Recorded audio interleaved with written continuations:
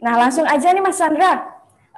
Kan beberapa waktu lalu cukup viral nih, ada selebgram yang kayak mempromosikan tes swab PCR, pemalsuan dokumen nih.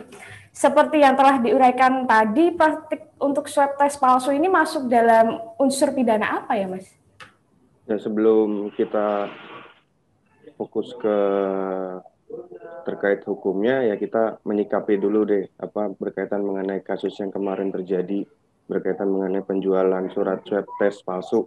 Ya di mana yang namanya sebuah kejahatan itu ketika ada kesempatan, ya kan memanfaatkan situasi yang sekarang ini lagi susah nih di era COVID ini nih sampai dengan tahun 2021 ini juga belum belum terselesaikan lah. Ya harapannya untuk tahun ini bisa berakhir, harapannya seperti itu.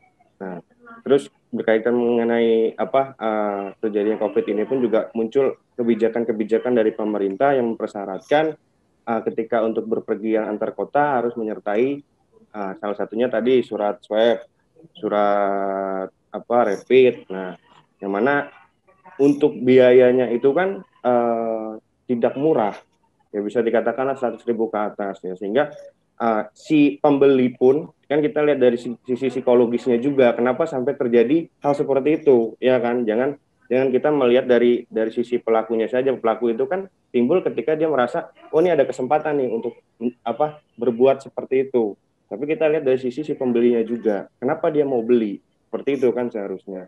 Nah kalau kita ngelihat psikologisnya, ya itu tadi faktor pertamanya karena surat swab itu mahal atau ya bisa dikatakan tidak murah lah seperti itu, sehingga masyarakat pun ya pengennya dapat yang harganya terjangkau oleh kantong-kantong mereka, sehingga akhirnya dimanfaatkan oleh si pelaku seperti itu. Dia memanfaatkan dengan jaringan dia ada link dengan entah pihak rumah sakit atau entah pihak-pihak yang bisa membuatkan surat keterangan itu, akhirnya dia menawarkan surat swab palsu itu dengan harga yang jauh dari harga yang aslinya seperti itu kan, yang akhirnya timbul.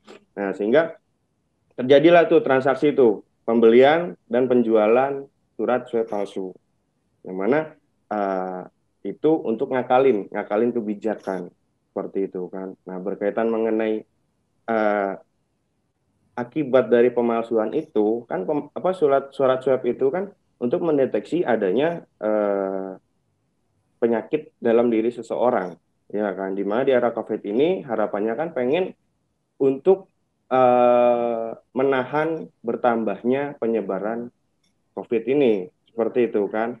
Nah ketika dia menggunakan surat palsu tanpa adanya tes yang sebenarnya yang harusnya dijalankan, kan tidak menutup kemungkinan orang tersebut yang membawa surat tersebut terjangkit, dan ketika dia berjalan atau berpergian keluar kota tidak besar kemungkinan bisa menularkan ke orang-orang yang dia temui di sana. Seperti itu kan salah satu sebuah kerugian kan. Jadi percuma kebijakan yang dibuat oleh pemerintah berkaitan pembatasan, berkaitan persyaratan keluar masuk kota itu dengan surat swab, percuma akhirnya. Itu kan sebuah kerugian yang mungkin kalau saya sendiri saya tidak merasakan langsung, tapi orang-orang yang bertemu dengan orang yang membawa surat swab palsu itu, gitu kan, itu sebuah kerugian. Terima kasih sudah nonton. Jangan lupa like, subscribe, dan share ya.